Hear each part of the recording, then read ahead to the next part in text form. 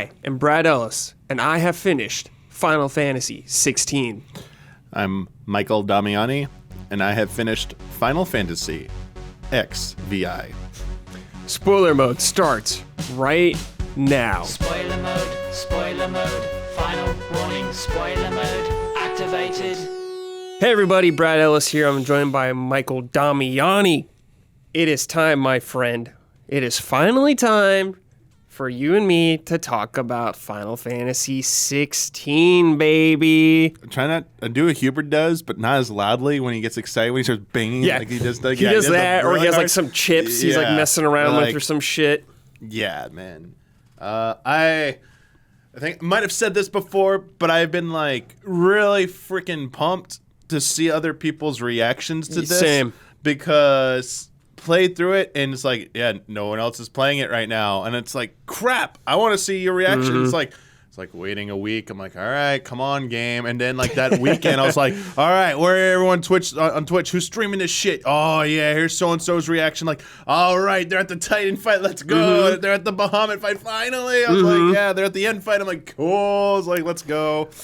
You did the review first for you, so you obviously got it early. I was fortunate enough to get it early also, but you completed the game much sooner than I did. And I definitely remember you being like, so, like, where are you at? Mm-hmm. What's going on where you're at right now? And you're, like, waiting me to get to specific, like, mostly boss fights.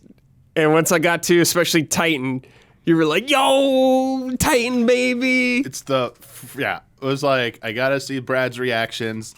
And was doing this thing, like, literally, we just talked about, like, on Tuesday or Monday with, like, Huber.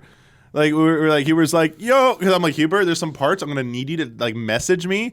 And if you can just stream it, even if you just, like, going to go on Discord and can just, like, link me your video so I can watch, like, your, Your live reaction. I want to hear your live reactions. And then he came and, like, jumped in and, like, he was like, dude, so it was the Minotaur, right? And I was like, no. No, dude. No, that's that was a mini enemy. boss. I was like, no. He's like, that guy's so big. I was like, oh, here we go. Like, Huber, just wait, bud. Oh my god, yeah, that was really funny. Well, yeah, man. I guess Final Fantasy 16, obviously you and me are big Final Fantasy fans. We love Final Fantasy.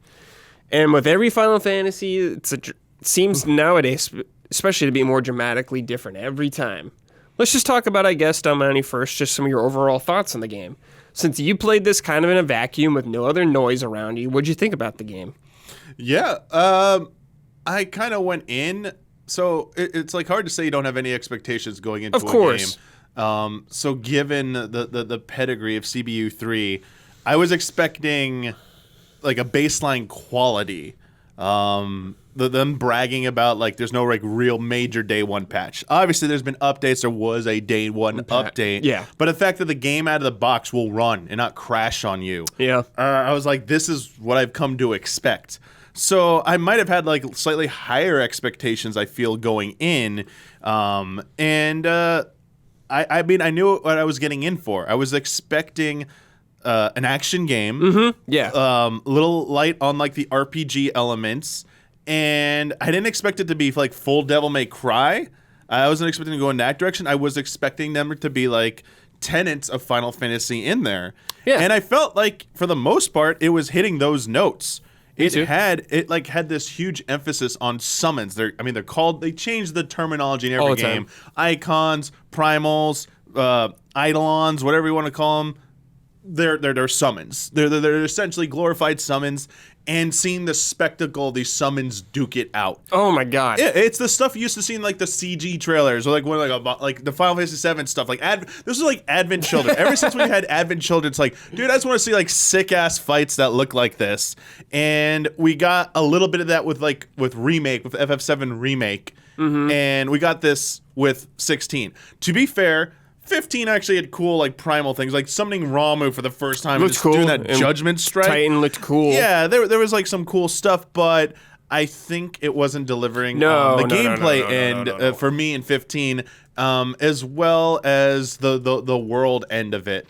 And that's something I'd like to start with. Yeah. In playing Final Fantasy 16, I wasn't really distracted or had to like deal with the noise of people complaining about like the size of the game. Like this is gonna like comparing it to other games, saying it's not like an open world Final Fantasy, and the comparisons to 15. People said 15 was open world. How do you go like backwards to something that's not quite as open world? And to me, this is what I want out of Final Fantasy. This or like 12 is like as far as I ever want them to go with like the environment. Like zones? I like zones. I like zones, and this is like why I love the Xenoblade series so much. They aren't seamless open worlds. No. They are large, massive environments, and then you go to another one, and it feels like there's a good amount of exploration. To be fair, Xenoblade does outclass 16 in terms of like scale and the amount of exploration you do. But I think like Xenoblade is like doing something else and is almost like a masterclass of what it's doing. Whereas 16, I think, is walking a tighter road, a tighter rope here on a tighter rope in terms of balancing like the past games, which weren't very large and open, but still giving you like that kind of sense of exploration. Yeah. And I see it being like, oh, it's how do you like this and not Final Fantasy 13? It's like you need to go back and play Final Fantasy 13. Like it's twofold. There weren't as many different like options to go down different paths. Yes, I get it. It's annoying when you come up to a thing of water in 16 and I can't just swim across it. Here's a bush. Clive can't walk through it. I understand that. I get it. But at the same time, I felt like just in that, like the first major open area, 3 reads, when you're going to Martha's Rest. I think that's like the first point where you're like, can I see some of the skill of the game? And it's like, oh, there's like a marsh over here. There's an abandoned town. And yes, some of it is gated at first, but as you progress, like that zone alone, just so many other parts, like you can go all the way around to the north and go to another village that'll become repopulated eventually. You can go further west and down south, you can go to a port, and there's like an abandoned town there that eventually meet Wade and his freedom fighters. Like that's just one of like 4 major regions, and it keeps like expanding and building, and I really like that. It could be maybe a little bit bigger, honestly. Like I could take a little bit more size from it and a little bit more activity, but at the same time, I was pretty satisfied with what I got, and I didn't really need too much more else from that. Yeah, I think the zones are pretty big, honestly, especially like as you progress through the game more, they start to connect more to each other. So like you can run, like if you're in Sanbreque, you can kind of run through all the regions seamlessly. Like they get big enough where you do want a chocobo. Like you need a chocobo to get around pretty much. Obviously you can fast travel to some spots, which is nice, but when you're out there looking for a hunt or something like that or doing side quests, baby, you want that chocobo. And it's like, that's a sign of it. It's like, it's pretty damn big. And Damiani, I'm kind of with you when it's like, Final Fantasy 15's open world, like, wasn't the best part of that game for me at all. Yeah, It, like, was cool at the time, I guess, because it was like, whoa, open world. But, it, like, when I go back and think about it, it's like, it wasn't very interesting, though. There was numerous sisters. I just felt like it felt a little lifeless to me. Yeah, sure. It kind of got a little boring. And obviously there were like also limitations back then as well. Yeah. This world, I've seen arguments against this, but I don't side with that. I think this feels like a world that's lived in from handcrafted parts that show like, like just people, like small little villages. Like there are a ton of small villages and a few like larger like towns, but just coming across like another village, and it might have like only a handful of NPCs in there, but it's like a small little outpost essentially. Yeah. And it feels lived in, and you'll see all the set dressings of that village there. Yeah, I agree. Like from the fences, and like you'll see like out in the wild you find like wrecked fences or wrecked like carriage, or you find like a stone wall. Like it's just like unique little landmarks, and you follow those, and sometimes they don't go anywhere, and sometimes they go up to like, oh, there's this abandoned monastery up here, and it's great because you go there early. I think this might be why some of the limitations of the sense of exploration is you go there and there might just be like, oh, there's a treasure chest here and there's nothing else, but later on there'll be a side quest that takes you there. Or there's a hunt there, and there's a bit of a story to that spot. So it feels like almost every major region, every major landmark in the environment, there's some kind of side quest or story tied to it, and that's what I mean when it feels lived in. Like they give background to the environments, not just the characters, but the environments and the story behind them, and that is a hallmark of this development team. Because playing 14 for so long, obviously, big MMORPG going to the MSQ, they have large, massive zones. You don't stop everywhere in those zones, but No. if you do the side quests, they do take you there, and they try and give you some story. Obviously, some, well, they're hit and miss. Like, some are just like, that wasn't that great. But I do feel like a lot of these quests, these side quests, in the end, are pretty good narrative-wise. I think narrative-wise, yeah. Yeah. I guess I'm a little at... Here's the thing. I haven't played Witcher 3. I'd like someone to explain to me why the Witcher 3 side quests are revered as like the best in the business outside of narrative reasons. Like, what do you do mechanically that's so unique about Mechanically? them? Like objective-wise. To me, every quest is like, go here, do this, bring it back, or go here, do this, you're done. It's like... do all of them need to be like dungeons or something, or like a clever mini game? Like, is that what people are expecting? Because I don't know many games that do that. Period. Yeah, I mean, I think in the case of like comparing this to The Witcher, they just kind of focused on different strengths a lot of times. Like, to me, this game focused on combat like way more than stuff like The Witcher. Like, The Witcher combat's not good. Yeah. I don't think it's good at all. Yeah. It's like not very good. But The Witcher has nice stories. I think nice self-contained stories of like. And some choices you have to make. You know that Final Fantasy 16 doesn't really do that kind of stuff, which is fine. I'm just saying The Witcher does do that, where it's like you make a choice and it could affect the outcome of this quest. Maybe you kill this monster, or maybe you don't. Maybe you spare it, stuff like that. Yep. And that's, if you watch our most recent frame chat, not just character choice, but like just customization choices was kind of like Huber's chief complaint besides difficulty. And I definitely see that. Like this is definitely a crafted story. You're not supposed to. You're not taking the role of the hero. It's not your decisions that influence the outcome. And I understand for a lot of people, to them, more modern RPGs is about choice in all facets of the game and one of the defining things. And that is not really there in this game. The most choice you have is in the icon abilities you have and like which ones do you want to use in combat. And ultimately, none of them really like hold you back from completing the game or drastically change the experience of the game. Whereas in past Final Fantasy games, I can be a healer job. I could be like a bard. I could be whatever class you want, dating back to like when Frank talked about 5, like the king of job systems, or the inventor of like the modern job, like the best job systems in Final Fantasy. And it's like that's a lot of customization, a lot of like, choice, variety to suit your play style. Yeah. And I get that. And ultimately, though, I was having fun with the icon abilities because I think as they're presented, they're low stakes in that you want to try out the new ones, see what they can do, unlock the like extra ones within that icon and like mix and match. And then as you play a little bit more and you get to the next one, it's like, all right, did I like this last set? No. Well, let me like, go to the one I like. And also they give you the kind of like that training environment to test out those new abilities and really see if this is something you want to stick with or if you want to move on. Yeah. Sage Mode Q asked, favorite icon to use? Favorite boss fight? We'll just talk about icon ability for now. Okay, so favorite icon ability to use? Yes. So my favorite one, the favorite thing was getting level 5 Xantasuken and like unleashing out like on a giant group of like enemies. To me, that was like the single best like AoE ability. Yeah, it is. It was just like even on Final Fantasy mode right now, like large group of enemies. Let me charge it up, especially when you get Dancing Blade maxed out. And one use of it will charge you back up to level 5. It's like so sick just to obliterate everything. I had fun with the Mega Flare icon ability. So letting it charge for the Bahamut, letting it charge up and getting high enough level, and then unleashing a rain of like destruction, and then like the beam, like it's actual Giga Flare attack was pretty sick too. I really like that. But which one's your favorite, dude? Gotta pick one. Let me go with, man, my biggest get out of jail one that like it was so destructive was Diamond Dust from Shiva. Yeah.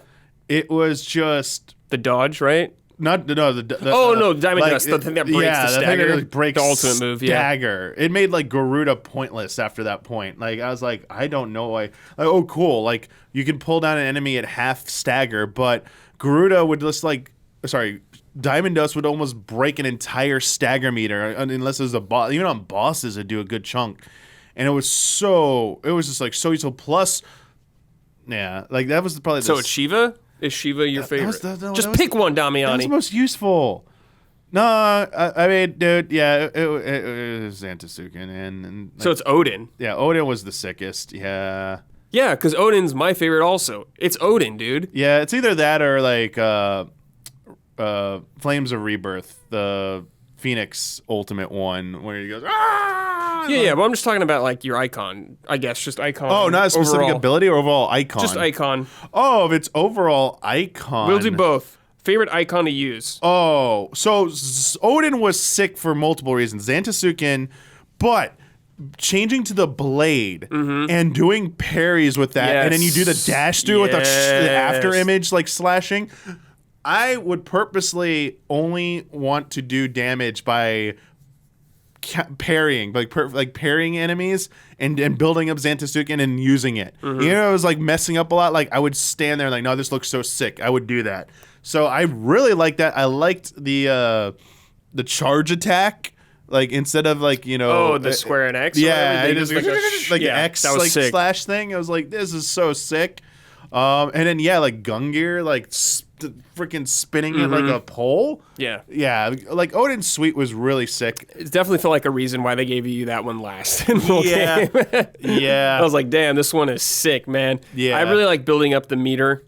I really like that mechanic because like when you attack with the sword, his sword in your hand, it does like very little damage, but it's all about just building that meter, baby, and working it in there. Not necessarily trying to get 5 meter right away. I'd kind of just do it slowly over the fight. When you unleash that sucker, it feels good, dude. Oh yeah. I actually really like Titan a lot too. I liked the Titan move where it's the quick punch, you know, you punch a lot, but if you do the perfect block with it, it'll do like a sick counter. Really love Titan. And also I liked Bahamut too more than I expected. When I first got Bahamut, I was like, oh, this is more range focused, like whatever. Then I kind of started messing with it a little more, and I was like, okay, this is pretty cool. Yeah, the one I've misunderstood the most, I feel like, other than like its Judgment Bolt, was Ramu. Like I didn't really like the Keyblade aiming mechanic. The Kingdom Hearts thing? Yeah, I was like, it was cool at like for like first 2-3 times in the first fight when you get it, and then I was like, I don't really want to use this anymore.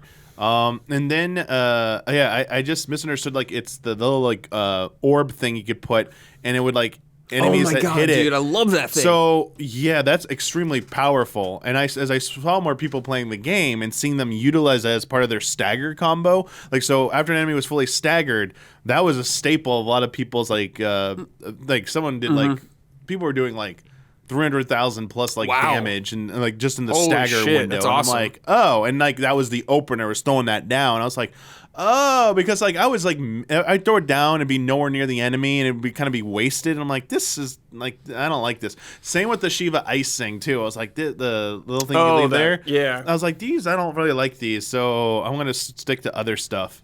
And now that I see it, it's like, wow, this is really good. Yeah. But yeah, like, I mean, like the Ifrit Phoenix was just like really solid too. I stuck mostly to like Phoenix abilities because I just, like that rising uppercut is like just so good. I used that like the entire game. That was like just so good. It did so much like raw damage. It was really good. And yeah, just being able to like dash at enemies. I know it would have been fun if Garuda's grapple didn't just like bring enemies to you or launch you up if the enemy was too heavy. It would have been cool if you could like dash to an enemy as well, but like you had like the basic move, like the stinger. Yeah, clone. I think they didn't. I think they didn't want that because it's too like too many stuff to already do that kind of. You don't. But like you don't the really Phoenix need it. dash was really nice because it was essentially fully realizing, better realizing the warp strike ability from Final Fantasy Noctis's. 15. Yeah, I was absolutely. Like, it was. This works a little bit better. Yeah, I like this absolutely more. was. Yeah. I really like all the counter moves in the game. Like I really love stuff like that. You know, it's very situational, but like when you pull some of it off, like the Phoenix one for the range stuff, he would do like 4 slices. Oh, Heat Wave, yeah. That was so awesome. Really good too. Felt really good when you like hit bosses with that. that. Yeah, that was one of my like small complaints is that, and they still haven't added it, is just a way to save icon suites, like loadouts. Oh, sure, yeah. So you could more easily change between builds. And I felt less inclined to like rebuild my stuff. Like the most I did was I'd keep like an AoE or two on each icon, and then when I got to a boss fight, if I remembered, oh, there's only gonna be one boss, so single target. Let me swap those out for something more powerful. Yeah. Yeah.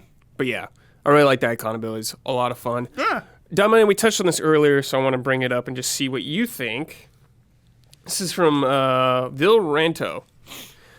The crafting was completely useless and just weird in the game. You might have gotten some legendary sword as a reward from a huge fight, but immediately after Blackthorn would have some basic one with better stats just waiting to be crafted. Of course, I'll go for that. This was basically how the whole game proceeded, and just in general, the RPG elements were pretty much gone. So, yeah, like the swords, I didn't feel like my sword was terribly important in terms of like having to keep up with it. It just felt like every major boss fight, like leading up to it, like each dungeon would have like a sword you could get, and then afterwards you go back to Blackthorn and see like, oh, is there a new like a yellow dot there? Anytime you fight He's got some new recipes. So Yeah. it's like, all right, like that I kind of got like clued into that very quickly and stopped worrying so much about it and just like checked in to see what I did or when I would need to update. Same kind of with like the belt and the bracers, the armbands.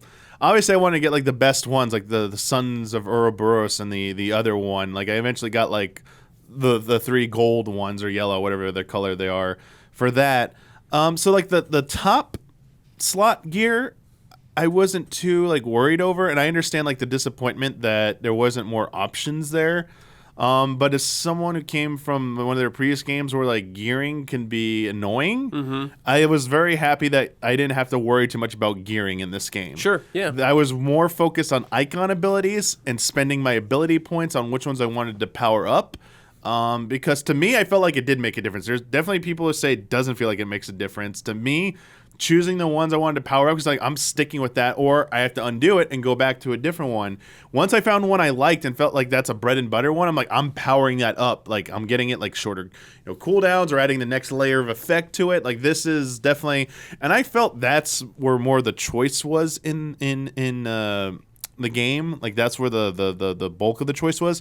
The other part of it for me is like the armor gearing wasn't as important, but for me the accessories were more important. Yeah. I definitely felt like I was switching out accessories. It was not necessary, but I felt more inclined to switch those out, especially when I got like stuff like, oh, I'm gonna go in to this part. I'm really leaning towards maybe Garuda during this part.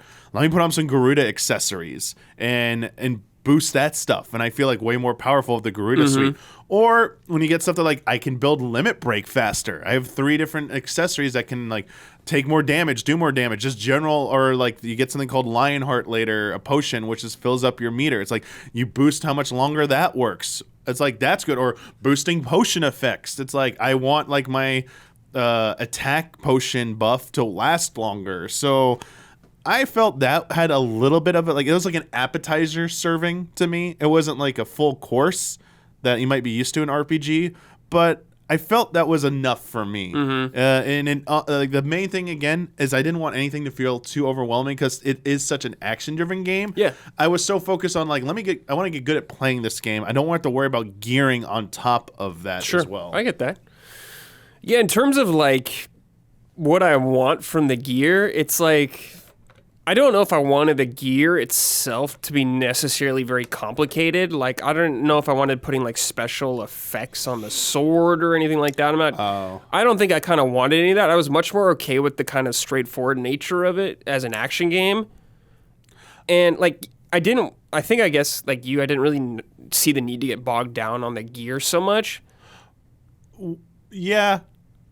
One thing I would like to see going forward, if they get another crack at either another Final Fantasy that can build upon this, or just an original project that takes this concept and goes even further. Because this was like Clive's story, and Clive already had a defined character and like skill set, I think there is room to kind of have some flexibility where maybe there are different like build sets. Like you can have like this is like a swordsman. Maybe you could have a range focused, and maybe like it's not quite like it's like RPG. This feels more like I would say like people are complaining about RPG stuff. It's like older Final Fantasy or even like FromSoft game builds. Like I want. So to you go want to be like a nameless person? Well, I mean, you want to go like a heavy sword user, cool. Like you'd be slower, but maybe need gear that like they're like a little bit more gearing option. But like it's like this is a dex build or this. So I can see a potential for that. Stranger of Paradise. Yeah, okay. Stranger of Paradise is what I probably see more people directly comparing because it is another Square Enix game and a recent one. Like, why couldn't you at least offer that? Sure. And like, you know what? Just like I said with Breath of the Wild, with its original criticisms, like they focus on what needed to be do right and did it well. And like, we'll wait for a sequel follow-up. I get it with Final Fantasy games. There's very rarely is a guarantee of a follow-up or sequel. This one, I feel like there's maybe a higher degree of chance for a follow-up or sequel of some kind. And that's where they could probably go. If they want something more from me besides maybe adding a little bit more into the world environment design is give me slightly more flexibility. You don't need like 20 different classes, but like maybe 3 to 5 different builds I could work with. So you have different play styles. Yeah. Because think of Devil May Cry, like the different weapons, how they drastically change up Dante's playstyle. Yeah. There's like, what, 6 of them? 6 or 8 in Devil May Cry 5, I think is where it is with Dante. It's like... Maybe you could find like a happy medium, sure. like 4. And I get like the icons kind of switch that out, but I think this goes a little bit further than that. So I can see that. Sure, I can see that too. Yeah, I can see that. The Odin, like the weapon changes though, your moveset and stuff like that. I think that's the most dramatic change, I guess. Yeah. But yeah, you're not like using an axe or whatever. Yeah. Something like that. Let's talk about Damiani.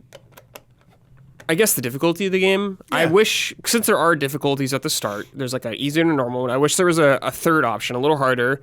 The game is, for us, who've played many action games, I don't think it's a very challenging game, the first run through at least.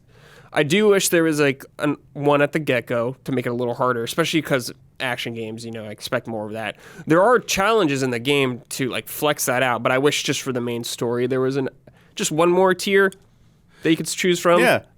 Yeah, I agree. If a game's going to offer multiple difficulty options at some point, it should probably just be available from the beginning. They did the Final Fantasy VII Remake approach, where you have the normal and easy, then when you beat it, you get the harder mode. So for me, Final Fantasy VII's hard mode was kind of like Zelda's hard mode, where they take away like the healing. They make it harder with the healing restrictions. No items. Yeah, so like no items. Yeah. So Final Fantasy VII, it's like you can't use your healing potions. You got to use spells, and your MP very limited. Whereas in Zelda, it's like it's harder to find hearts. So in general, so you gotta like it's so easy to heal up in normal Zelda mode, but in Master mode, it's like good luck with that. I'm not a fan of making enemies have more HP pools just to be like feel like sponges, so they draw out a battle longer. Endurance. Feats of endurance are not what I expect from like a normal playthrough. That's something of a different specialized challenge that you could hold for like maybe a special boss fight, like the old super bosses of old, taking 30 to 40 minutes. That's an endurance. That's expected. That's a bonus challenge. In the main game, I don't expect a 30 to 40 minute fight. So no, I don't think you need that. So yeah, like in Final Fantasy mode, I'm noticing that a lot of enemies just take longer to beat, and I'm actually not liking that. I'm not finding that very enjoyable. It's like, man, I know what to do. This boss isn't even doing any different move sets. It's just has more HP and it does more damage. I'm not like it's not as satisfactory. How about to me. Instead of Clive just took more damage? I mean, that's fine. I mean, I would say that would be more agreeable. I'm always for like shorter fights, more difficult fights, but there's like higher stakes. Like, it's easier to fail in those fights because it's easier to get back in. It's like, if I only need to like do 5 minutes of doing this right will get me the clear or the victory. I'd rather do it like it's a 30-minute endurance match, but you're not going to die as much, but it's just going to take 30 minutes. Like, I think it's more fun because you can do more fun things with that. I feel like the dance, as it's called, can be a little bit more enjoyable. I did appreciate the extra trials in the game, specifically the ones where it's like the icon ones where it's like, hey, here's this wave, you have a time limit. Yeah. Doing certain abilities gets you time, but you only have these abilities for this wave. Yeah. I had so much fun with those. I really loved going through all of those. Yeah, the chronoliths or whatever they're called. Those were so cool. They have the normal ones, they have the final versions, and then when you get to Final Fantasy mode, they have like those get harder too. Yes, I do like that too. It's just the Final Fantasy mode and then like the harder version because arcade mode or whatever is where the ultimatium is. It's only ultimatium difficulty. But yeah, it's good because it forces you to use those skill sets and get familiar with them. I think Damiani, I do like those because it made me think outside the box a little more about some of the abilities where I was like, oh, kind of like realizing the stuff you could do with it. So yeah, I highly recommend to do those to everyone out there. They're sick. The final version of them, it's like you really need to hit all those time bonuses because like again, enemies have more HP. So even have like, I had 4.5 minutes. So like the final, I did the Phoenix one because like, I know the Phoenix ability is the best, and it's that Arimon, the flying eyeball. Is the final one again? It's the same enemies again, so they don't actually change enemies on Final Fantasy or on the final Chronolith version. It's just it's just more difficult. Yeah. Maybe they do change the enemies, I forget. But anyway, it's just more difficult.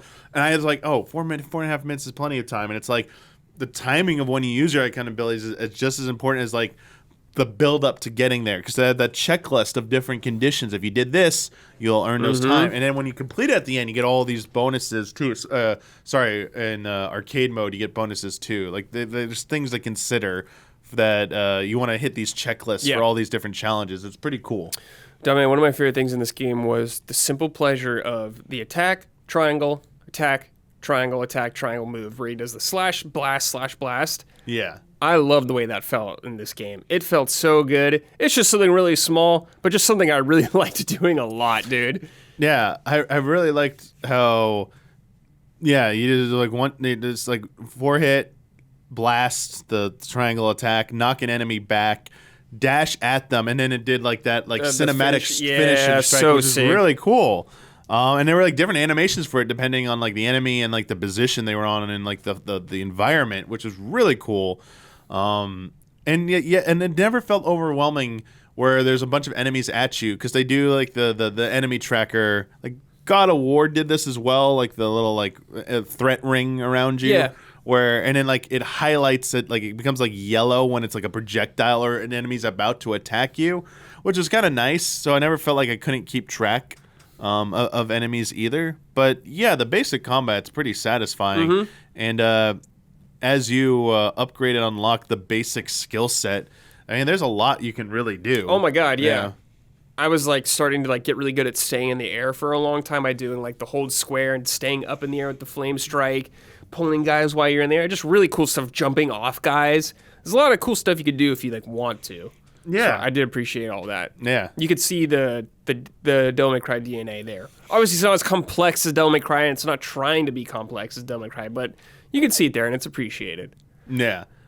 I liked how the different layers came together. Not just that, but like once you add like Limit Break in there, because Limit Break there's animation cancels. Yeah. So with that, even one of Odin's ability is literally just an animation cancel too for people who like really want to build up like a big combo. And I've seen how it's been used by some people who are very good at theory crafting, like getting the max DPS out of certain builds. And that's like the fun stuff. You're right. There is depth there. It might not be the most depth. No. But like I think there's more there than some people give credit for. I mean, yeah, I never expected to be as in depth as Devil May Cry, just because it has the same like battle director on it. But it's like they're completely different types of games.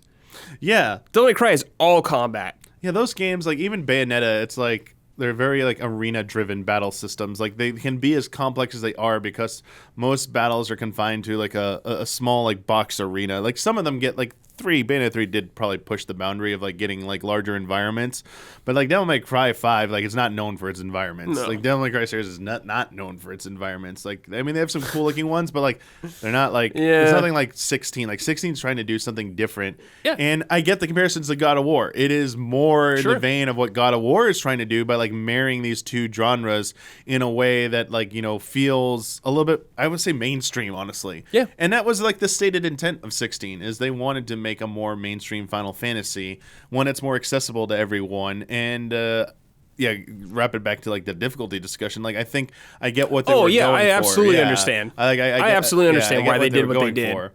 Yeah. Yeah. I mean, it makes sense to me, but as just a player, I was like, oh, I wish there Oh was. yeah, But I understand the business aspect of it. I get it. they like.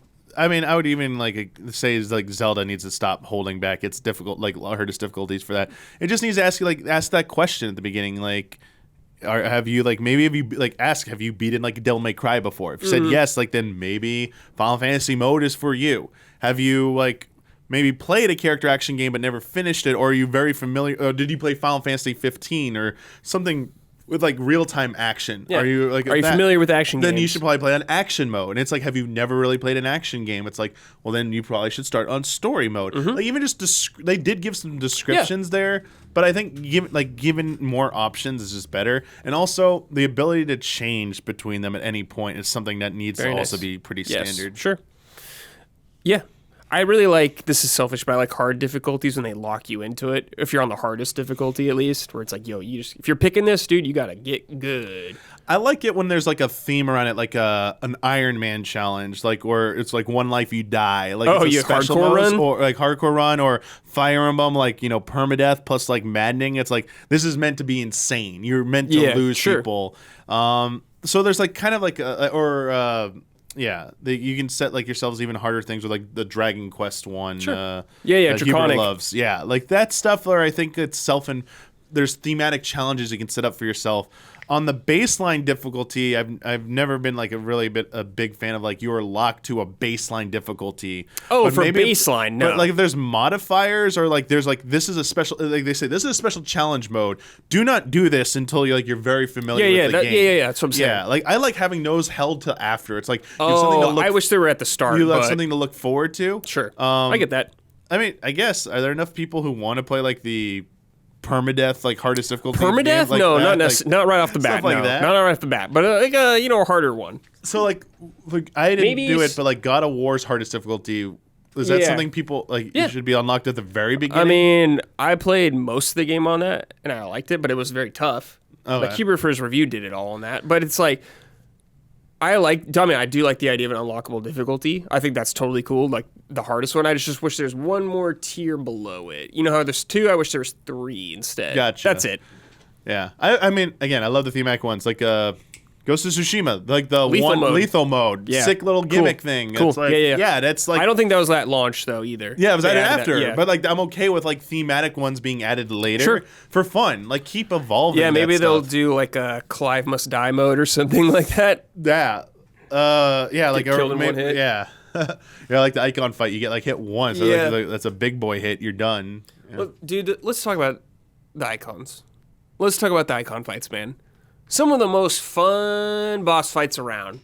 Just big ass spectacles of flames and particle effects. So sick, dude. Yeah. I'm pretty sure Titan was your favorite. So Titan 2? So Titan was overall my favorite because the twofold, spectacle and nostalgia. Obviously, all these fights, like they all have like a theme behind them. Yeah, and they've made that clear at the beginning. But like they're definitely taking inspiration from like over the top like anime. But like Asura's Wrath is the one that comes to mind. I absolutely like the thought last that game that I felt like did this consistent amount of insane over the top style of battles. That wasn't an actual anime based game. Was Asura's Wrath, which actually felt like it was structured like an anime because I like had like the opening like the intermission thing, and then like the intermission and like the ending thing, and then we go to like the next chapter. But I got like Ultimate Ninja Storm, but like Naruto already has insane like fight sequences in it. They just like translate it into like CyberConnect 2's beautiful engine, and obviously Bayonetta has historically had some very flashy, huge like battles. Yeah. Like but they're more towards the end. This was just consistently doing insane stuff, so it felt the most like Asura's Wrath. And it was, nice to see that again because scale, like it was just like what you were seeing on screen. It was like really pushing really good like, scale concept. It wasn't maybe the most complicated gameplay wise, but it was fun to play, and I think it was the right balance of I don't have to focus on too much so it can like input mechanically because I'm like, look what the hell is this going on? You need to see this. You don't need to be looking down like, whoa, wait, what? Oh, look at all this beautiful stuff. Definitely reminded me of God of War, especially in like 3 sometimes. Yeah, some of the there big you go. fights. That's like definitely like has that inspiration. Yeah, God of War 3 had some huge fights too. Definitely. Oh like yeah, that. the Gaia one. Oh yeah. Yeah. And for Titan, Clive versus Hugo, because once you fall down, this is high stakes 1-on-1 because like Hugo's pitted is like the most intimidating at that point. This big very personal monster dude, very personal, and like he's the one who's like, I don't even go into my icon form unless you want like mass destruction because I'll just destroy shit because I'm Titan. And it's like, cool, you don't want to mess with this dude. So you're going 1-on-1 with him, and he's already powerful, and then you fall down, and he's like, oh, it picks up a rock, I'm in my element. So it's like super like dramatic and like over the top for the just that part. But then his fight at that point literally just becomes every single freaking mechanic from the Titan fight from Final Fantasy XIV. It is literally 1-for-1 every fight, except there's one extra move there that's like not in that any version of the Titan fight, but it's from another Titan fight. But like he does Earthshakers.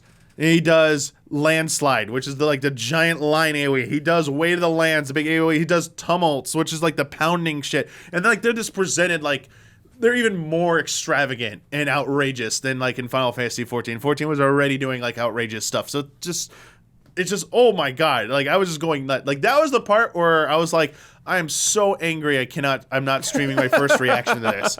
Because I was like wanting to shout, but like who am I talking to? This myself. Yeah. So like internally I'm like going like, yes, fuck yeah, that's a fucking amazing. Oh, I was like, yes. I was like, pleasure to get hit by that. Let's go. Pleasure, dude. And I was just like, and then he does Earth and Fury, and it's like, yeah, you gotta get. I know you probably gotta get out of that. And I saw a streamer get hit by once and got one shot. I'm like, that's how it should be. And if you saw the interview with Soken and Christopher Michael Koji Fox and Ryuta Suzuki and my hero-san, I was telling them about that, and they were like, oh, what was like, why were you having like a nightmare about it? And it's like, well, because like in 14 Titan, you could get knocked off and fall off and be permadead. Yeah, I remember that. The fight. That's like one of the rites of passages. Dude, like, I played a Dragoon in A Realm Reborn, so I'd get animation locked. The memes? And I would just fucking get smacked. There are lots of Dragoon memes. You couldn't do anything, dude. You get animation locked, you're dead. So it's like the arena, there's nowhere to fall off, but then like, oh, there is a bit of falling. Yeah. I want to say like, not that type of falling. Yeah. Because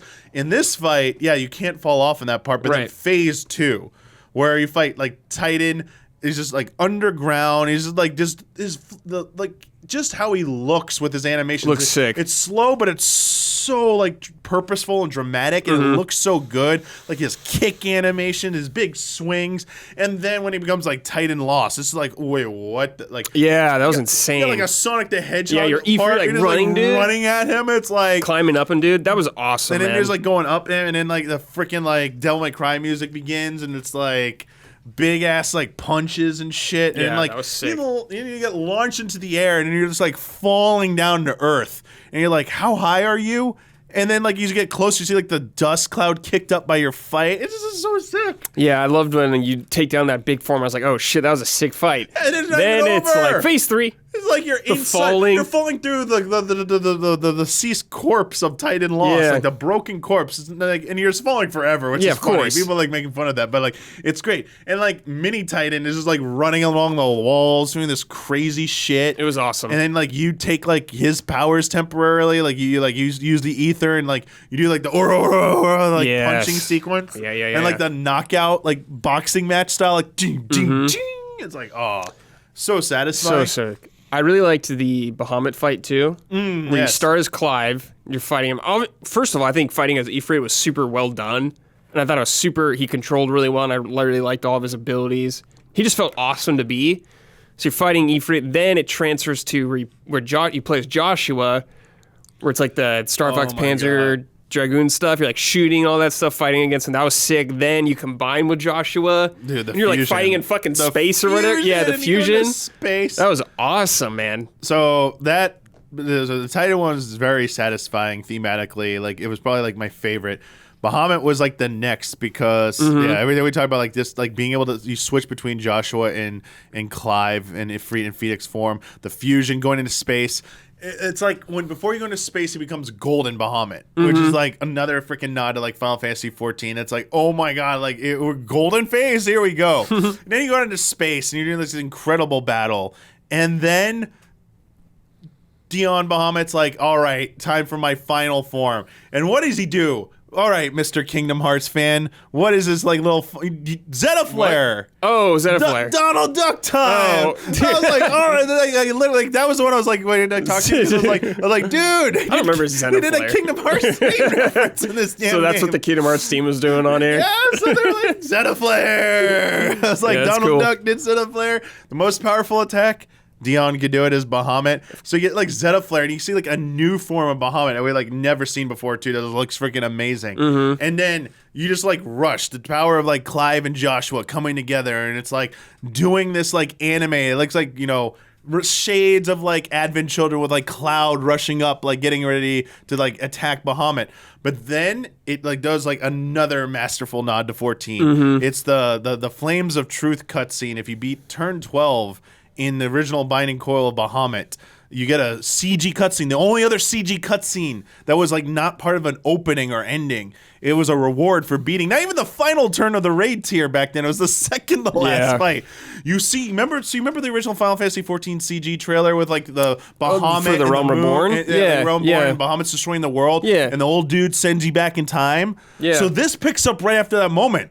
The old dude turns back to Bahamut as this giant fireball is about to destroy like Eorzea, and he just like goes like Super Saiyan and like holds it up like Asura's Wrath. He stops the big thing, and then he like goes like Super Saiyan 3 and just fucking like goes like rocket speed at him. And he's like pushing it back, and he like just like zergs through the fireball and like just pierces through Bahamut, and it's the same exact shot for shot where like Bahamut is in like the lower corner, and you see him his name's Louis Swa, ejects from his back, and you see like all like the particle explosion going off.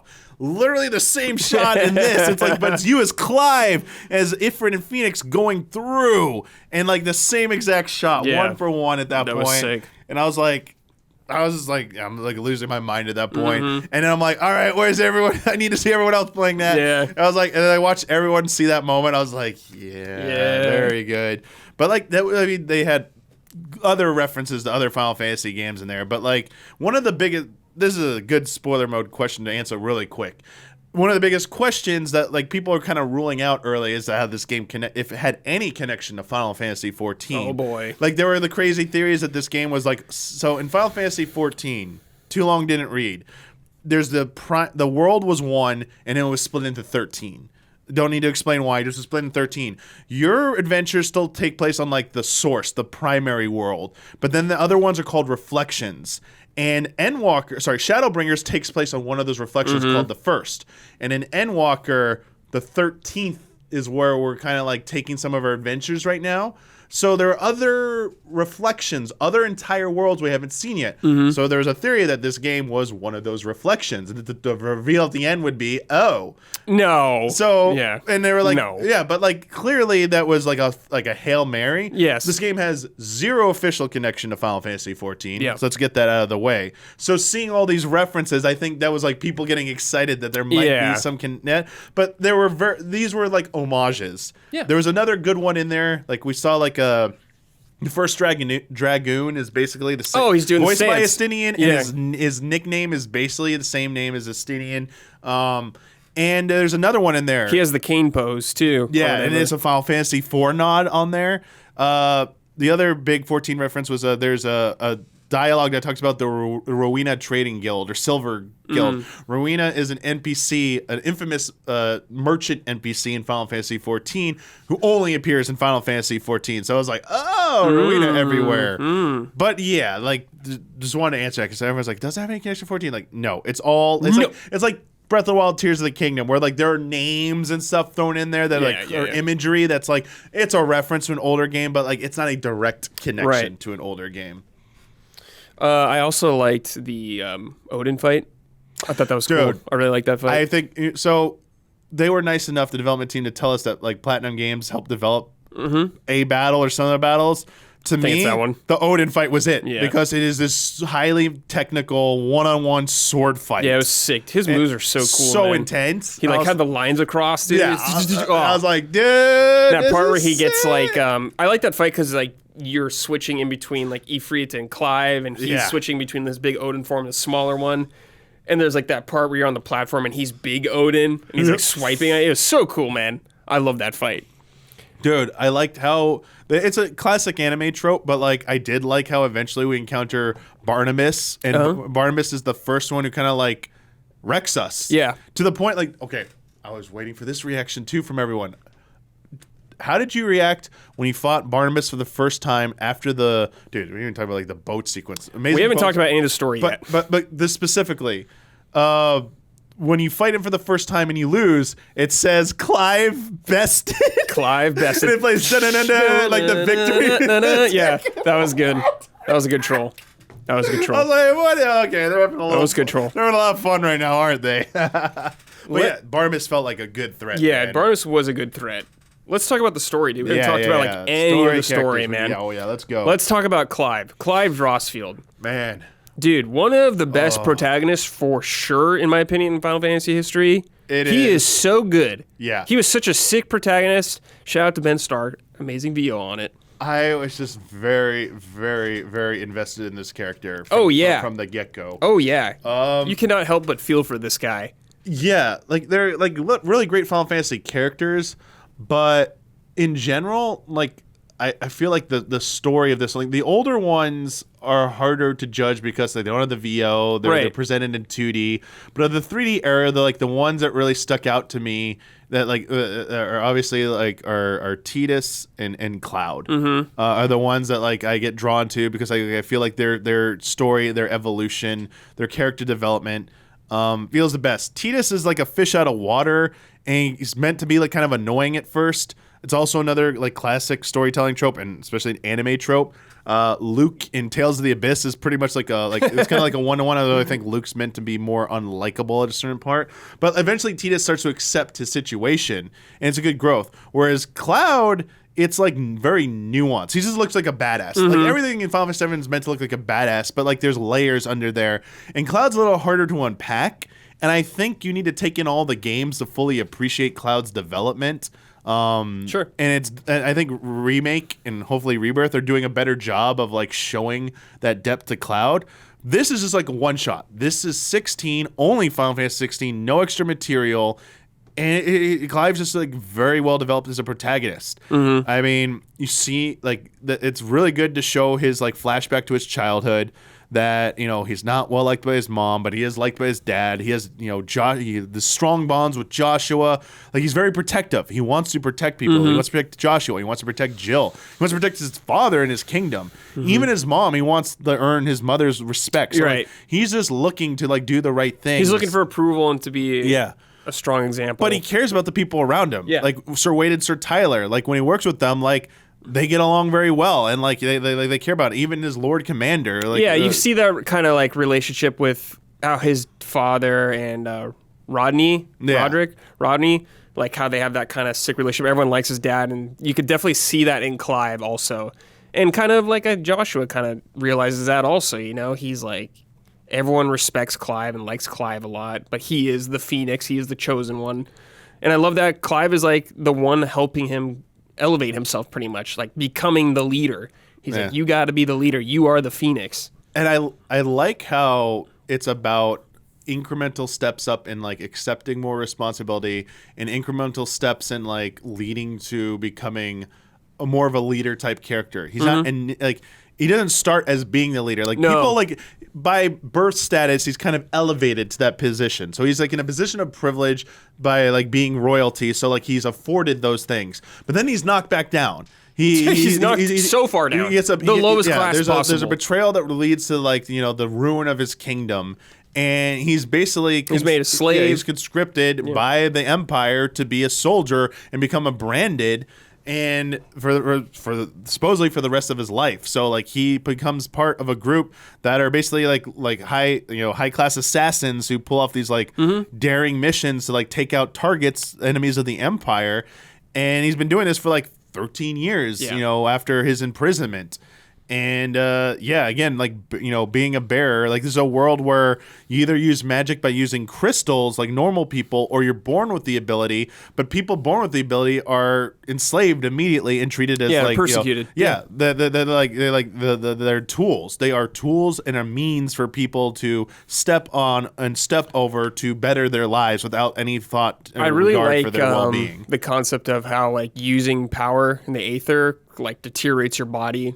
It kills you essentially if you use it too much. That was a good theme. Like the cost of using magic. It's like it has like a cost. And like this is like something they've lightly explored. Like I think Final Fantasy VII is the game that probably I haven't played every Final Fantasy completion, but like 7 to me was the one that pushed the furthest. It's like Mako energy. Yeah. It's like everything that's used of power is like poison. It's killing the earth, and we're using it for our lives. But like, who's really like? Can this be sustainable? Yeah. Like poisons some people. Like turns them into hideous beasts. The Genova cells and all that stuff too. Which is something in this game too. Yeah. Like not only does like using ether through natural means or crystal corrupt or deplete the land of its like life or people of their life, an overwhelming abundance of it corrupts people and turns them into hideous freaking like monsters. They call it Akashic. Yeah, something like that. Which is just like they're fully corrupted by ether. Mindless zombies, essentially. Yeah. Now, dominants apparently are immune to it because they already have like a strong... Well, they're much more resistant to it, Yeah, but they can't be in it forever, it seems like.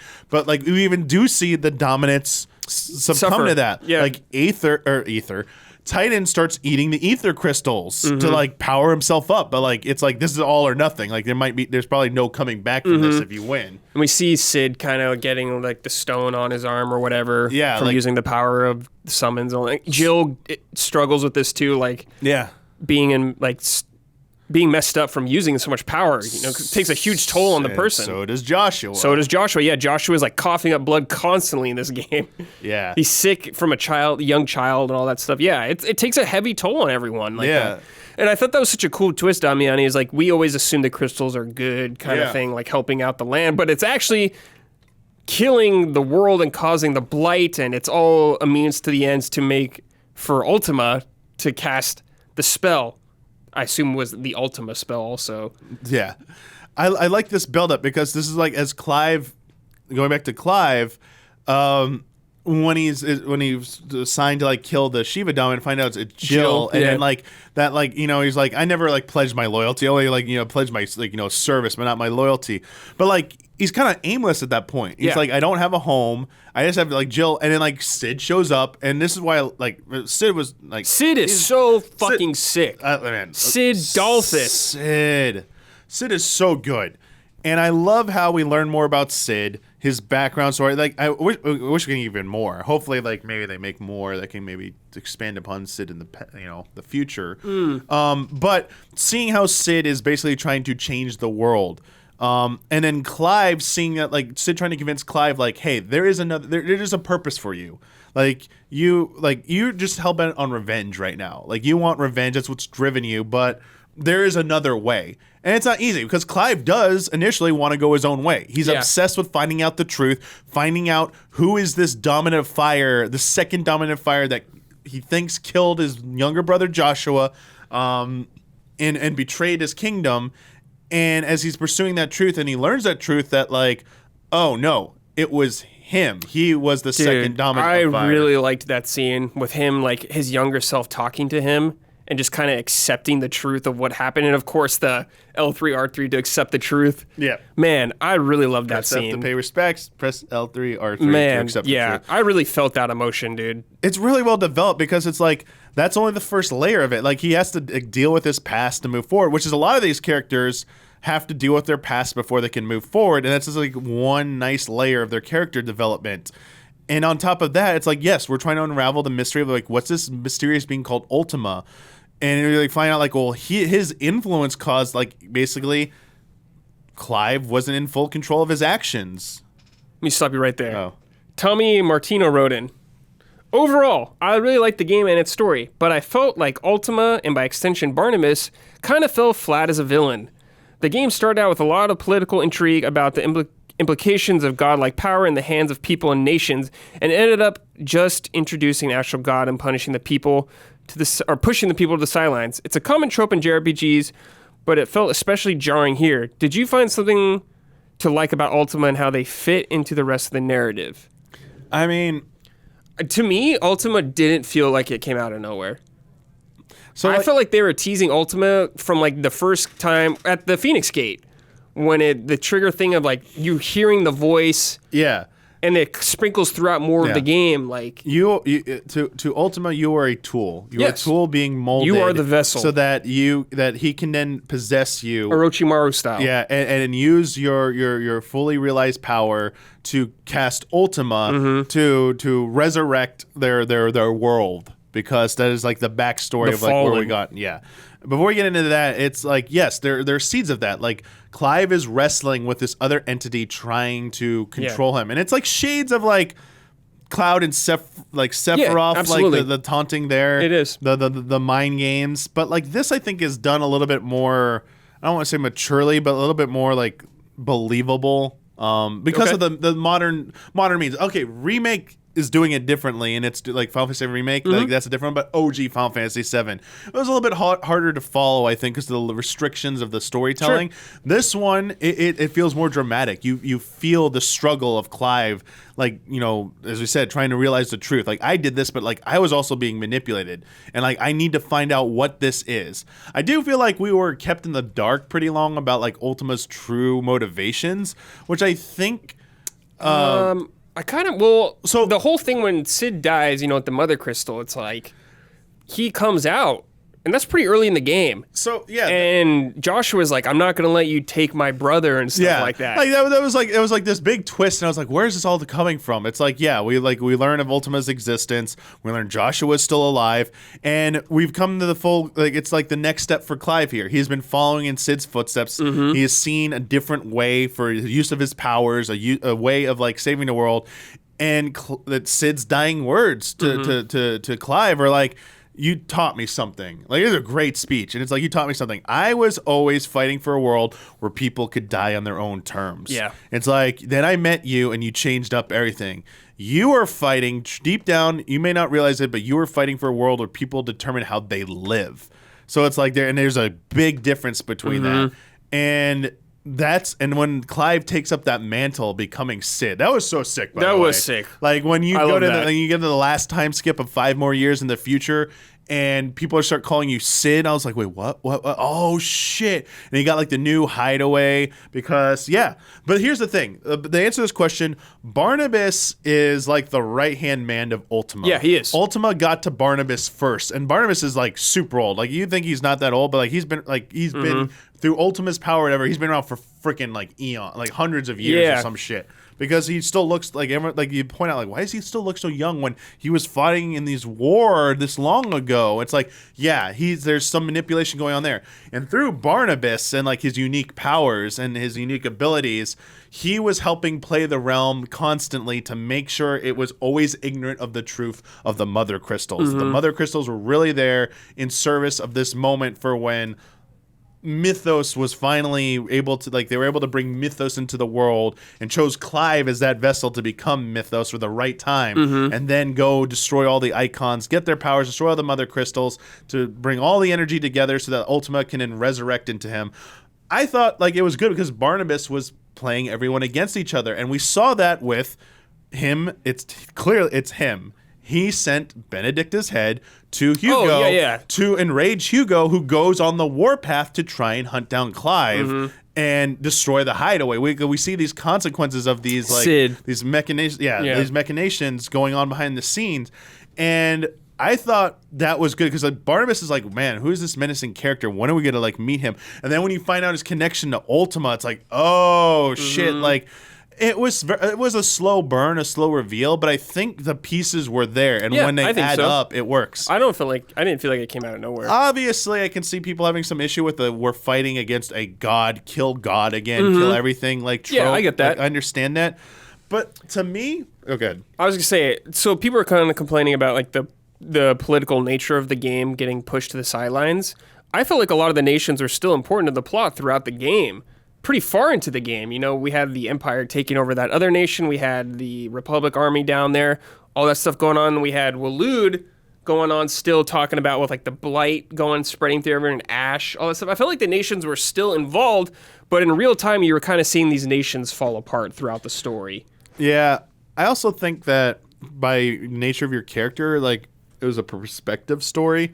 Yeah, the game is Clive's story. You're not privileged all this. Obviously, they had Vivian to kind of give you history lessons or trying to prize you. Love that. And I do think like if you keep up with like with Tomes and Love his like Tomes, all his lore Shout index out Tomes. and all the lore stuff and Vivian, and if you kept going to them and kept appraising yourself of the situation, I think you might have better kept tabs on the political stuff because I understand major cutscenes involving what's going on in the world didn't come until like the end of like each roughly like chapter story wise. And the most development I felt like was between the Mechian Republic and the Sandbrick Empire. It was like these are the two major players. Waloed felt like such a mystery. They were a mystery for like a lot of the game. And they were a mystery certain to reason. like the cast. You know, when Clive and everyone, Jill and all, they all get there and all that stuff. It's like just ruins. It's just like fucked up, dude. Everything's like dead. There's chaos everywhere. Big orcs and stuff around. Yeah, and it's all just a means for Ultima. It all felt like the empire, the different kingdoms were like basically trying to fight for self-preservation. They because were. the world, The world was dying. I'm saying it successfully for me was doing that. Yeah. because we kept getting updates as time moved forward that like the world is getting worse, things are getting worse, and then there's a big event that happens later on in the game where it's like the world is nearly done. It's like this is great. And to me, that's where some of the backstory, the intrigue of the story with Ultima kind of like landed a bit. I think it did land a bit in terms of like you get this backstory about how Ultima was a part of this like chosen race this older race that we have dubbed the Fallen. Like their civilization advanced too far. Their reliance on ether caused the blight in the first place, and they effed up their world pretty badly. Yeah, and so they sought to redo it. They're like, we need a chance. We need to like to. We can't. They couldn't figure out a way to undo the blight, so they're like, we're gonna have to like remake the whole world. We have to hit reboot basically. So enter Velasithia, and they like. We create humans there. We put these humans in place while we go to sleep, while we need to wait for time. We need to bide our time while this plan of ours hatches, where we have like the dominance and icons. The dominance rise, mother crystals arise. We harvest enough energy so that we have this last attempt at casting Ultima, which will redo the whole world. And then it's like cool. So like they're basically trying to save themselves. It's like they flew too close to the sun and now they're trying to save their world. They were just trying to save the world and they concocted this plan to involve these humans. And I liked the development where like they became so out of touch. Yeah. Like that like Clive's speech to Ultima about like you never viewed us as like living things. We were just like tools to you, which is kind of a microcosm because like that's how bearers were to humans. It's like everyone kind of does this. When you're too high of a position, sometimes you are blind to the suffering you were causing. And Clive said like there was a chance if you had just treated us like almost like either as equals or like as living creatures with respect. There was a path forward for this to all work, actually. But instead, you were going to remake the world and dispose of us. And, like, what do you expect us? We were going to fight for survival. Just be a mindless creature. That's what he wanted. So I felt that the information was there. I understood that. I felt satisfactory with that. And the Ultima fight, like, Ultima was just, like, insane. Like, like this villain. Like, he's, like, this robotic thing that, like, he's meant to just be out of touch with everything. And he's constantly, like, befuddled by humans. He's like, how are you able to do this? Like, that shouldn't be possible. And then he's like, calculating. Oh, consciousness is, I'll destroy your consciousness now. Or like, it's like, this is like weird abstract very shit. robotic. It's like, yeah, you sound like an AI right now. Yeah. Like, which is like what they kind of are. Yeah.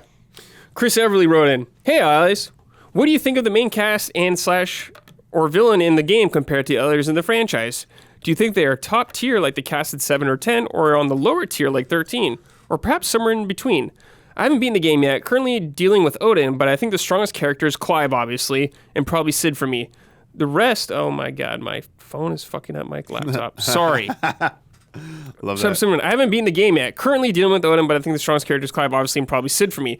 The rest I've liked so far, but I'm not sure I'm loving them. And while Jill has improved since the beginning of the game, she kind of feels not very fleshed out and are weaker compared to the other female characters in the series like Yuna, Tifa, Aerith, etc. I thought Jill was awesome in this game. I really liked Jill. So the thing for me is Jill, she is, what do they call, a ward? So her home kingdom was defeated by Rosaria. Yeah. And she was like, it's like an old thing I'm not familiar. Like usually they took an heir to ensure there would be peace. Like a fancy term for a hostage. Yeah. And it's just like to ensure like you won't attack again or something. Yeah. Like it's different time, different place and stuff. So I like seeing her bonds with Joshua and Clive as they grew up. Like they're a good set of friends. Obviously, you get that she's caring.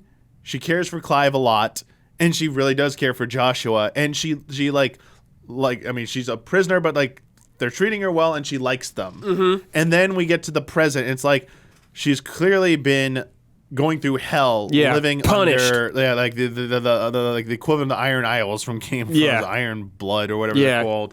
On their little island and forced to do unspeakable things because apparently they took only all the women hostage and threatened to kill the kids. She said their lash wouldn't make her do something like that. She didn't care about it as much, but when they threatened other people, then that's how they got her to do stuff. Exactly. So like they put her through hell. And you get that scene when Clive and those guys approach her and they threaten that young girl to make Jill attack them. Yeah. And have a blade to her neck. So, like, you see she's been forced to do unspeakable things. Mm-hmm. Then you have, like, the relationship develop between her and Clive. Like, where she, they just, like, are you going to kiss already type stuff. Like, they clearly like each other. And she's basically, like, just tagging along. And, I get that. But then she gets her big moment when they go back to her home. Yeah. And she gets revenge. Yeah, that was sick. And she's like, I can't, you know what? She's like, Clive, I want to keep traveling with you.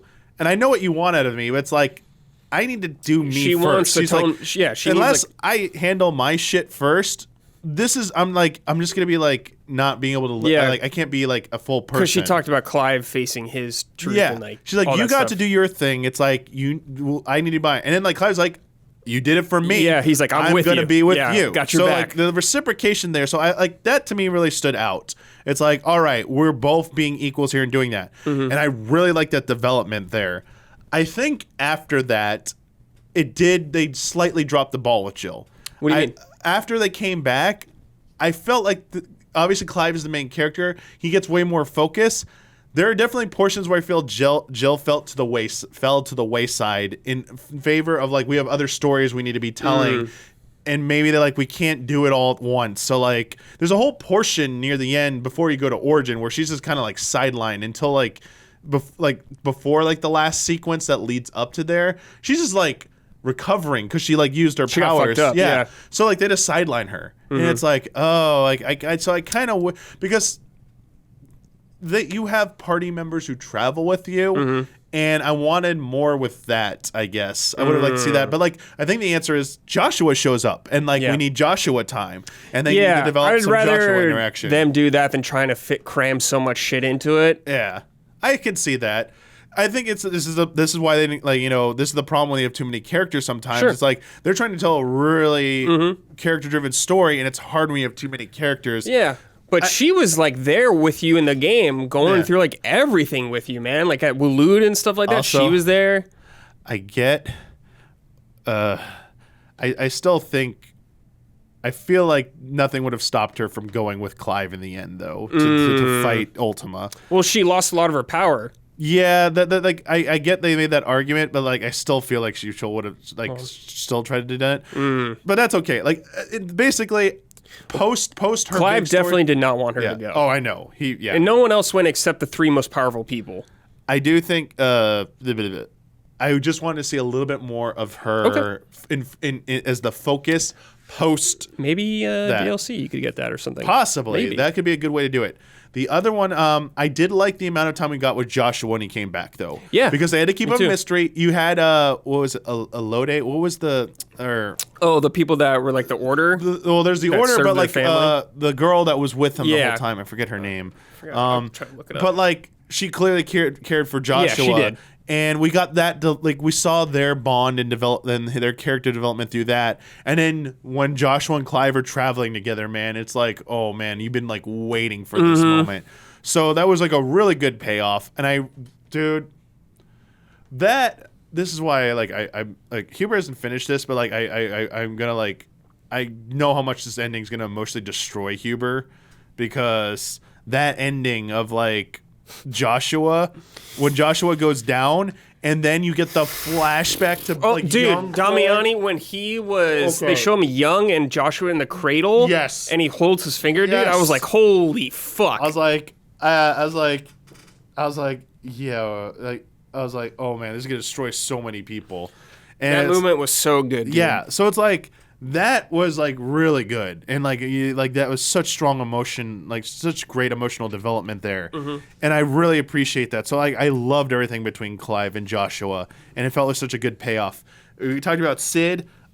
Obviously, more side characters like Gav was fantastic. Gav, dude, I love Gav. He is so sick. I thought he was gonna die for sure. I did too, but like he's the one who's gonna be taking over like the hideaway. Like, dude, again, like another like a Sid grooming another like leader and stuff. Like scene, like think there's a side quest where you like go to the bar with him or whatever, dude. yes, and they're drinking together, and like you get his backstory, dude. This is why, like the major side quests for all the major like NPCs are like so fantastic. Good, Blackthorn, dude. Torgal's freaking side Oh quest, my god, man. dude! You go to his like, hideout from when he was a kid, and Torgal was keeping all his shit there of Clive's stuff. You get his like practice sword, dude.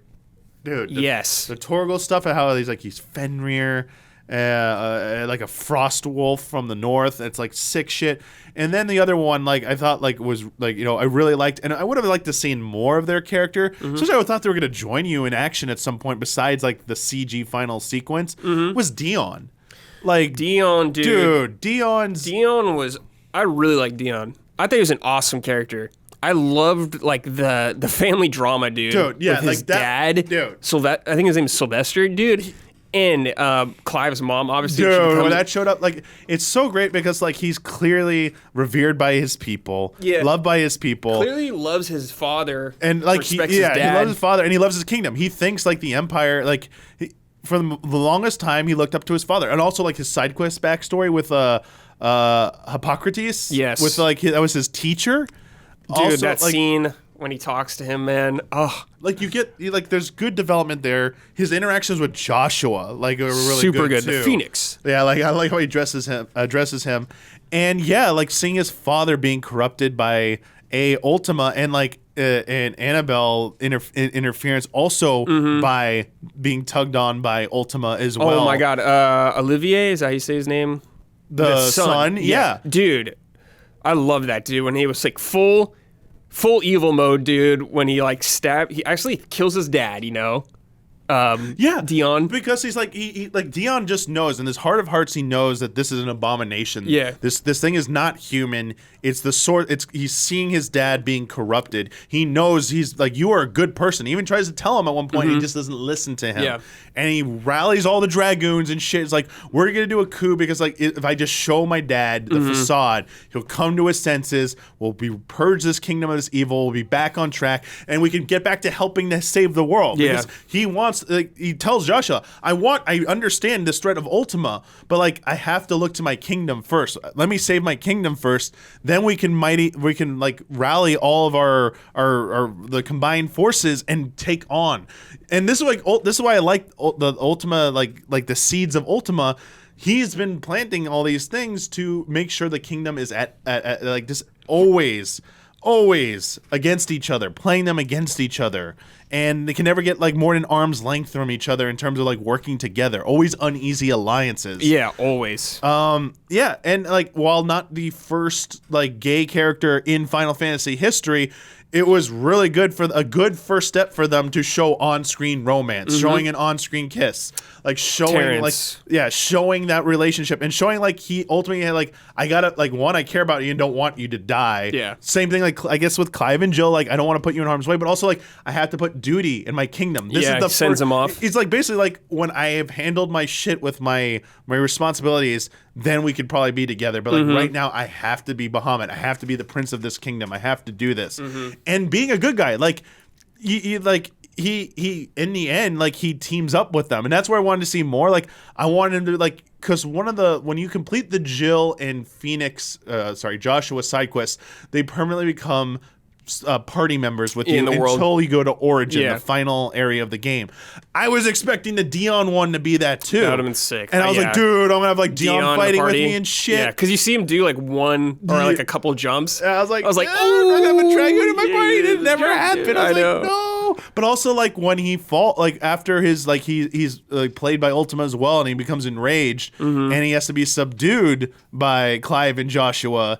And then like he's recovering, and like the medicine girl, he's in this random medicine girl, and then like you see the payoff with her and Dion. Yeah. And Dion's like, I know what I need to do. Like Yeah.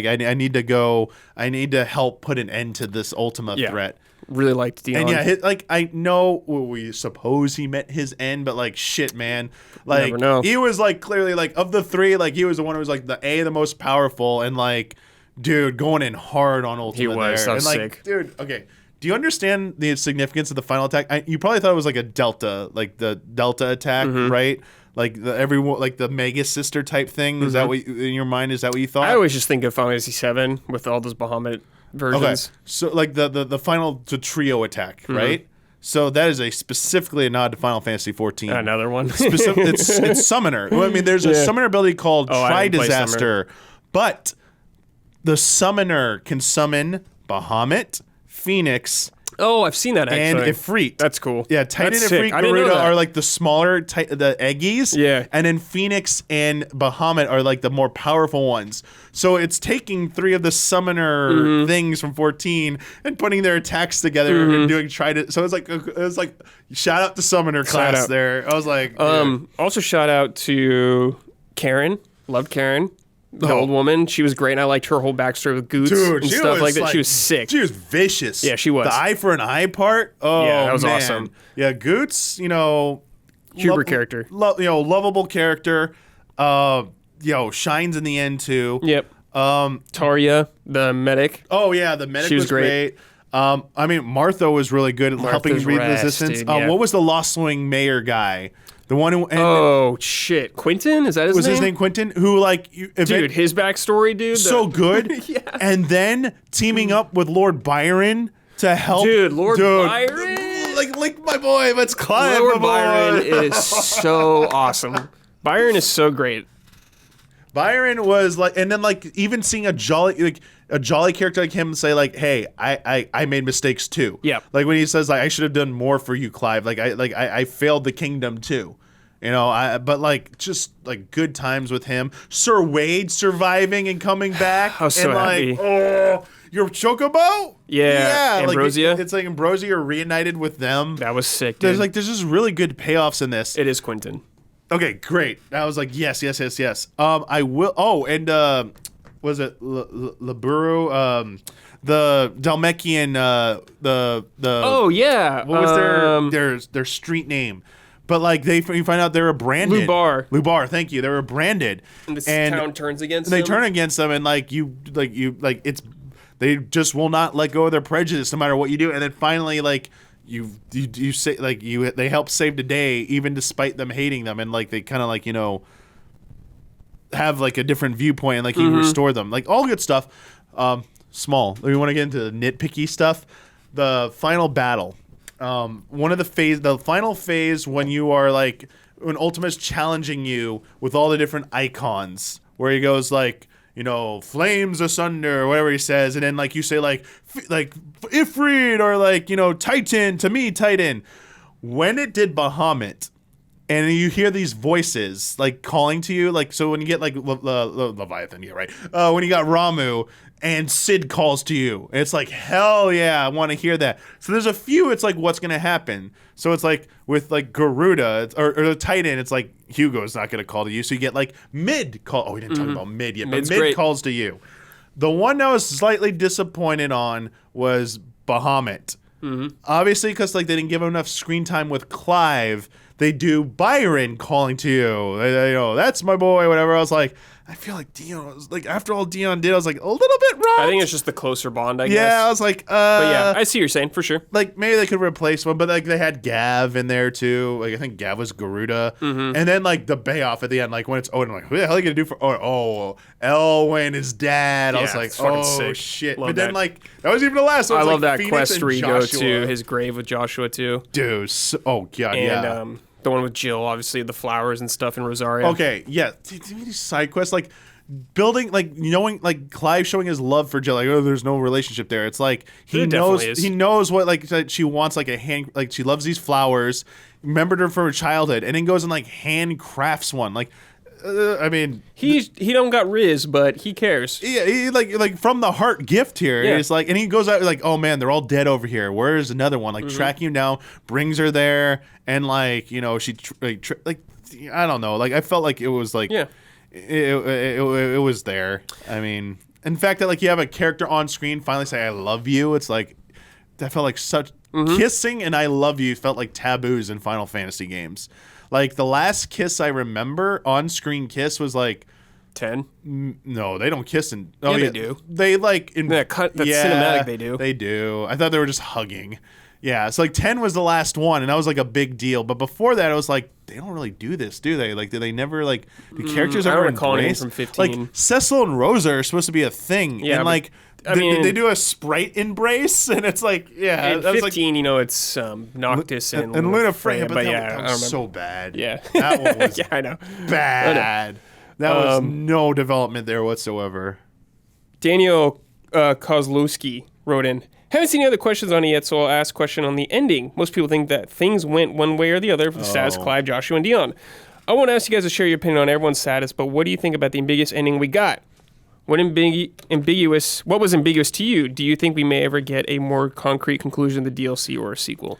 There's 100% done because they're leaving it open for future possibility. Yes, that's what it felt like. I'm literally just saying this as you play Final Fantasy XIV and you know the direction they've gone after each expansion. They do teasers at the end. They leave it. They have something definitive that happens, but then they leave a door open. Yeah. So even when you see a body, doesn't mean it's necessarily the end for that character when it comes to this team. So I think, despite what they said that like they weren't going to do any follow-ups to this, I think that was just like their typical marketing plan to like, hey, we're not going to talk about sequels just yet. Like, play the damn game first. Like, enjoy the game. And it's like, and clearly at some point in development, they're like, you know what? We might want to do more with this. So like, let's have a nice ending that feels satisfactory, but leaves stuff conclusion. open. They even do this. Not stupid, awesome line of dialogue on the text on screen, which is like a staple of every like freaking 14 expansion, where it's like where one door closes, another one opens type thing. It's like they have a cryptic line of dialogue on screen. It's like it's their hallmark. 100%. There's unless the CEO of Square Enix shuts it down, like there's 100% more coming of this. I guess we assumed it. I mean, I haven't seen any other theories. I'm sure plenty of people haven't, but I haven't looked personally. But we assume that. Clive cast like Ultima or something like that, remade the world without magic. Yeah. I don't know if Joshua's necessarily alive. The book at the end says him, but that could be. Yeah. There's a lot of there's ambiguity everywhere. There's Clive casting a spell, which he claimed like in it. He literally specifically says, "I'm going to use this power, whatever it costs. I'm going to do this." And he's like, we have a world without magic, without dominance, without people being treated like without he's taking like without the blight theoretically. It's like, yes, I'm going to give us back a world that's ours, that has a future.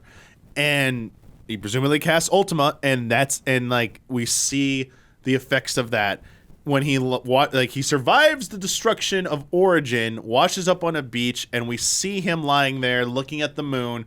But one of his arms is beginning to turn to stone, which is what happens to any magic bearer who has used too much magic. Whether or not that is the beginning of the end or just partially, we're never told. Mm-hmm. We also do not know the status of Joshua. He clearly heals his wound with like a phoenix feather, but there is a line about even the healing powers of the Phoenix can't bring back the dead, but this is Ultima spell, so we don't know what Phoenix down, baby. We don't know about that.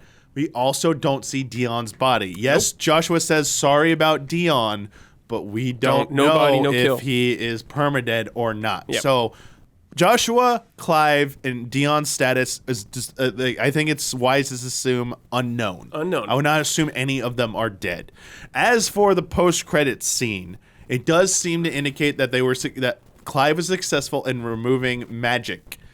Also, they refer to icons as something of story of like magic, and icons are something of like a myth. Yeah. So that means they Could be far in the future. either it's far in the future or they never exist in the first place. So there's ambiguity on that. Mm-hmm.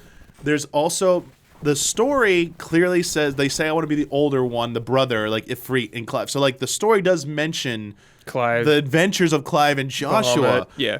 Yes, the book is called Final Fantasy. It's written by Joshua. It literally is the Heaven's Ward book cover, which is people are going nuts about and like saying, "Oh, that's proof." I'm like, could just be a reused texture, guys. Like same engine. I don't know. Who knows what that means? But the debate is what really happened to the world. Was it slowly over time that the world got remade? Did Clive turn fully to stone and then it happened, or did the spell take a while? Was everyone erased? Is this way in the future? And it's like, did Joshua write this book beforehand, before the countering origin, because he was keeping diary or whatever? Or did Joshua survive and write this to honor like his brother who might have died? Or did they all survive and Joshua just wrote it? Like, we don't know. Yeah. And anyone tells you otherwise, like, nothing's confirmed. Yeah, it's meant to be ambiguous like this on purpose. One last thing, Damiani, is Leviathan missing. Oh, good Leviathan, the lost icon or whatever. I think someone said there's like a bard comment on him in the town, but I missed it. Oh, yeah. There's also there's a thing of Leviathan. Joshua recounts a story. Like, there's someone who talks about Leviathan to something. They explicitly say Leviathan. The theory is that like it's the northern region that's fully consumed by the blight. It's a dead kingdom. It's Jill's kingdom. Yeah, and there's that wave outside of Sambrecht area where you see like that frozen crystal wave or whatever. Shiva dominant would be from like the northern kingdom, and then there's more of the north, which is still like above Sambrecht, which is not like that's consumed by the blight. So it could be possible that there was it, but like we didn't see like another mother crystal. So I'm gonna guess like they maybe it was considered at some point, but like also there's a lot of like other summons / like icons that aren't like necessarily used. Leviathan is probably one of the more iconic ones. Yeah, I'd say. So if they were it's on the mural and they talk about it. At least. I could see this. I could see there being DLC that's set in the past that shows that there was another mother crystal that was destroyed by something. Well, like I'm not gonna say it wasn't destroyed. I think what's gonna happen is a mother crystal that was succumbed to the blight. There's a mother crystal succumbed to blight, and it was a dominant of water who was Leviathan, and it happened so far in the past that like that's why no one in the present like the bar. It's only like we heard tales of it, but like no one really remembers it anymore because it was so far long ago. Okay, so I could see that being a possible explanation, or they just decided not to do it, and there is no Leviathan. What's that just giant water crystal thing in the water, and people are just, seeing what they want to see. Yeah, I don't know. Never know. We will find out more. Hopefully we'll get DLC or a follow-up or something. We'll get some answers maybe. Hopefully we have no idea. Any just quick final thoughts about the game overall? Just very quick. Oh, last thing, the music. Freaking outstanding music. Really good. I'm glad a lot of you got to finally, if you hadn't heard it before, hear Soken's works. Yeah, that's why I was going so nuts about the Titan music, because if you haven't heard it yet, if you've now played 16 and you've heard that Titan theme, now go look up on YouTube Titan Extreme theme and then the Titan Savage theme. And listen to the insanity of those two versions of the song, and now see what he did with this third a third insane version of this. And then just like general, like the use, the range in the music there, like the classical strings for the Dion Bahamut fight. Yeah. Just like the battle music, all the great battle themes. The reuse of like the Clive's theme and the main theme in so many different songs, like the moody versions. Reusing like old music, the Final Fantasy I theme / overworld music for Barnabas. Like it's like in like this brooding dark version of it when he's like doing his monologue to you about like like you're not ready yet. Like come back to me, Mythos. When you like, I can't present you to like Ultima like this. Like this menacing speech, so good. Yeah. Oh, the boat sequence. Sorry, dude. Like the freaking Pirates of the last Pirates movie where the ocean gets cut in half. the ocean gets cut in half by half by the spear or whatever. That was awesome. They literally just did that sequence. I was like, Yeah, it was dude, awesome. It's so sick. So cool. Yeah, fight him down there. That was sick. Fights him down there. But yeah, overall, really cool game. I think there's some problems with the game, no doubt, especially the performance right now. But I had a hell of a time going through this. It was such a fun adventure for me. Really great cast. I loved the performances from the actors in it too. Really enjoyed this game. Would recommend. Yes. Hell yes. Oh yeah. Definitely. Okay. Definitely. Definitely. Who knows? Maybe we'll talk about this more in the future because there's still more we could say probably. But I had a great time talking with you about it, Damiani. Thank you for listening, everybody. Thanks for watching. We appreciate it. Check us out on patreon.com/easyallies if you want to support us. And we will see you next time. Goodbye. Spoiler mode, final warning, spoiler mode activated.